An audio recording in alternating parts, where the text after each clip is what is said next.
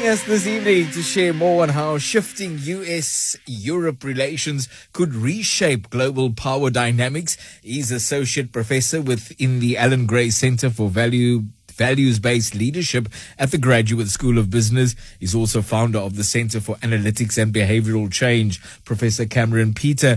Professor, good evening. Thank you so much for joining us tonight. Thanks for having me on, Benito. Our pleasure. Was Marco Rubio's speech recently at the Munich Security Conference an ideological repositioning or shifting of the West? If it was, what signaled it for you?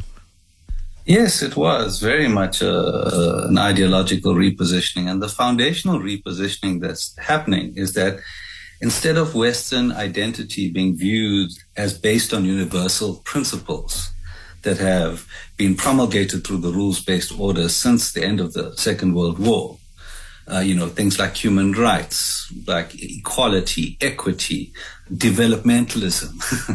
Instead of that being core, democracy being core to what Western identity is constituted of, Marco Rubio was posing it as a civilizational heritage instead.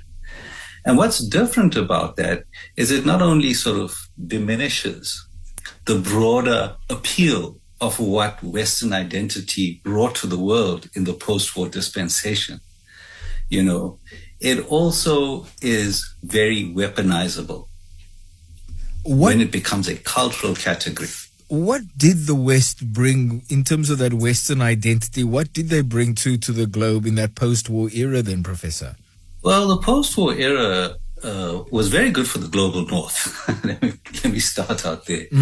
It gave them their longest period of abundance ever because it established a stable global and European order that wasn't fragmented.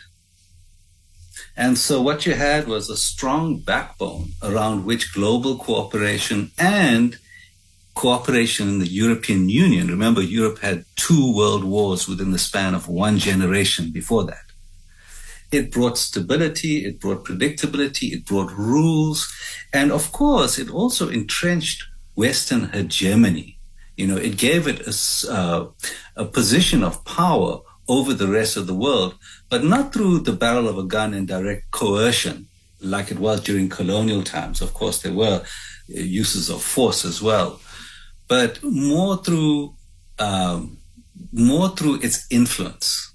And so that was the fundamental difference, the fundamental shift that occurred with the establishing and building and entrenching of the world's-based order. A lot of good happened, but also some bad happened. But if it was through that particular order that the West has created, that architecture which gave the West so much power and so much influence, why would the US seemingly want to dismantle that? What is their aim? Because they're losing the game according to the rules. And China's winning the game. They've seen a decline in their industrial base. That was the choice that they made. They chose from the 70s on to hyper-financialize their economies, to basically prioritize capital and speculative capital and financial instruments, and establish a new game which they would have primacy over. So, manufacturing could happen anywhere in the world as long as they control the money and the deals. And that promise was one that it coalesced with the shift to a consumer-based economy. And consumerism is debt financed, and the promise was that as long as you got a college education, you could enter into this tertiary sector and become very wealthy. The truth of that, however, is that most people got straddled with huge debt, the industrial base declined, and working and middle-class households have suffered since the 1980s.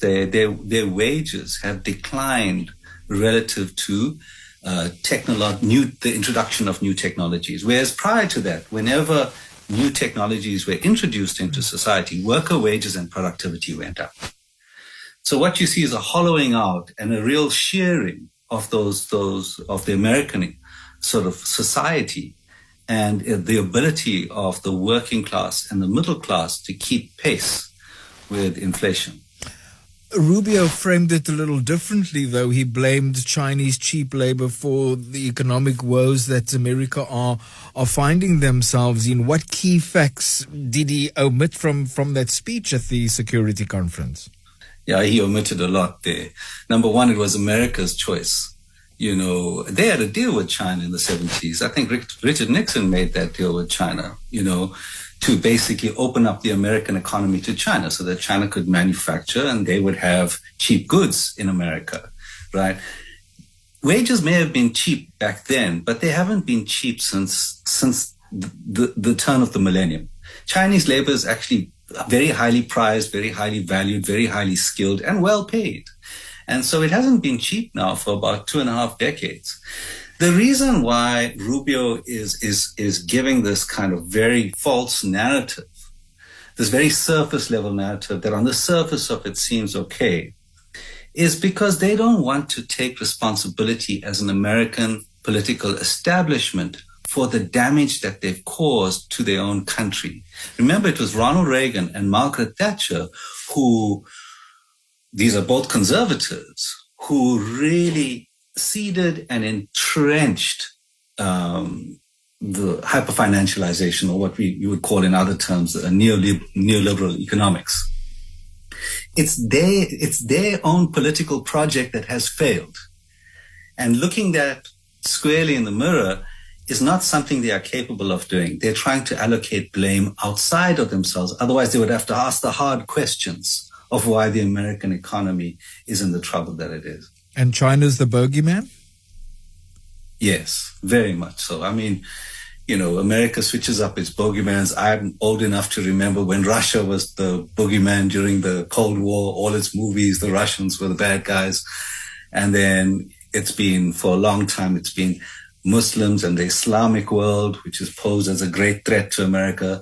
And there's nothing new about this yellow peril narrative. It's an age-old kind of prejudice that has resided in Western society, and particularly in America. Professor Camaren Peter joining us in conversation, Associate Professor within the Allan Grey Center for Values-Based Leadership at the Graduate School of Business, joining us in conversation. Share your thoughts. Join us too on 0829 904 904. The professor providing us with some insights and meaning to Marco Rubio's recent speech at the Munich Security Conference. So hyperfinancialization or neoliberalism, was that a contributory factor to what transpired in 2008, the financial crash? Yes, exactly. So there's an interesting caveat to this, is that we first had the dot-com bubble around 2000 and 2001. And what China did is it bought up U.S. treasuries to refinance its economy. And what they did with that, because the sort of game of financialization, and these financial instruments are gaming futures, gaming the system. They're not productive. They make money out of speculation. And so they took that money that China refinanced them with, and they created the easy liquidity bubble where they tied up basically subprime mortgages that people could not pay. They tied them up into blue chip stocks. And that led to the collapse. It was a profound act of corruption, actually, is what occurred there. It's just financial corruption.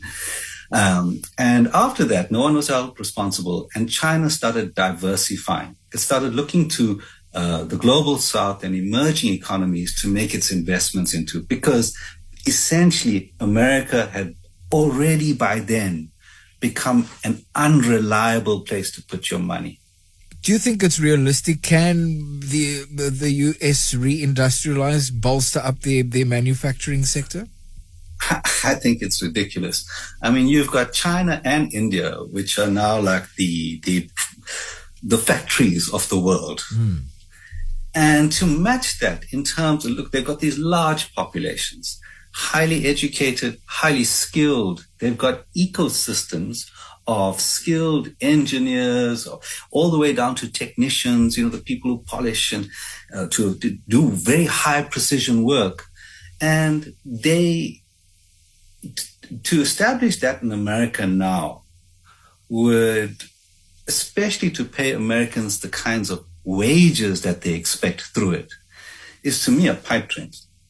Where does this leave, Professor, the Europeans? Marco Rubio comes to Germany, addresses the Europeans at the Munich Security Conference, speaks about this shifting of Western identity, which the Europeans were part and parcel of. Where does that leave the Europeans? Can they trust the U.S. as an ally?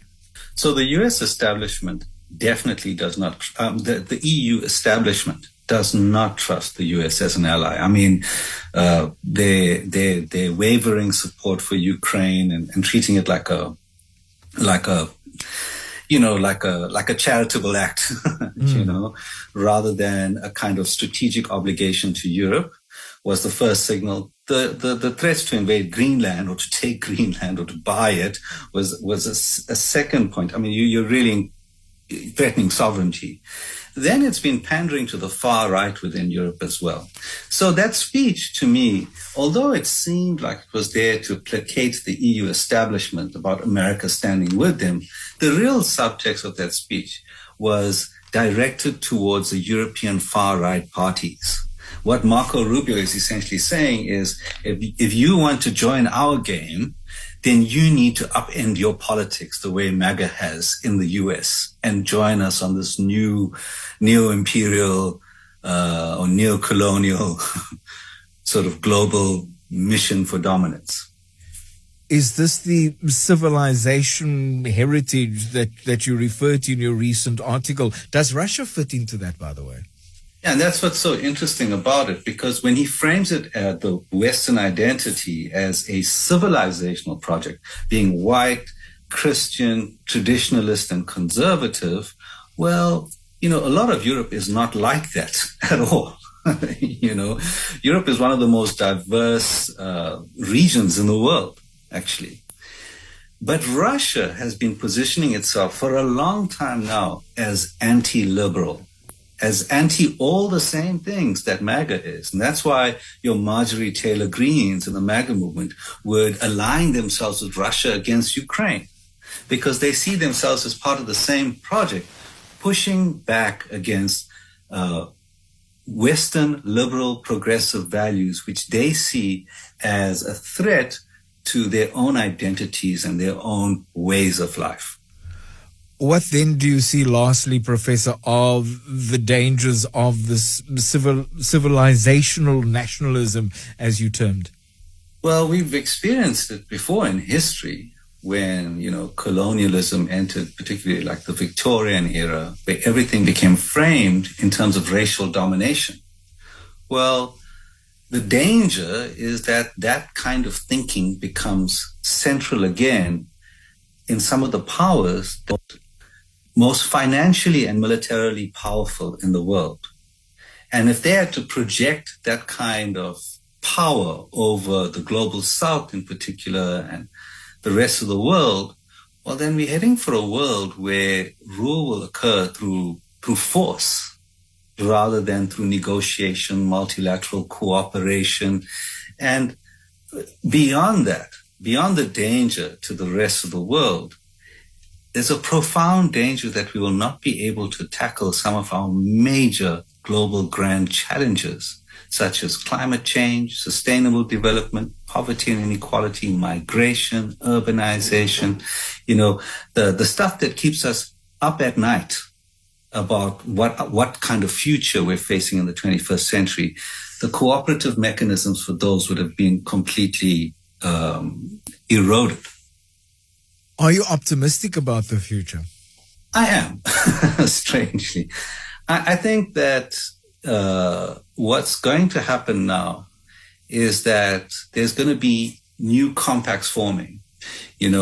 Already Canada and the EU has looked to China to make new trade relations with and new agreements with. We can now have the freedom, ironically, although we do need rules, we now have the freedom to start forming our own multilateral compacts, like let's say between Southern Africa, Middle East and North Africa, and Europe. on a particular set of developmental agenda items that we value and prize most preciously. We can also go into partnerships with China and, let's say, I'm just saying this for the sake of it, maybe China and Australia and some other region of the world.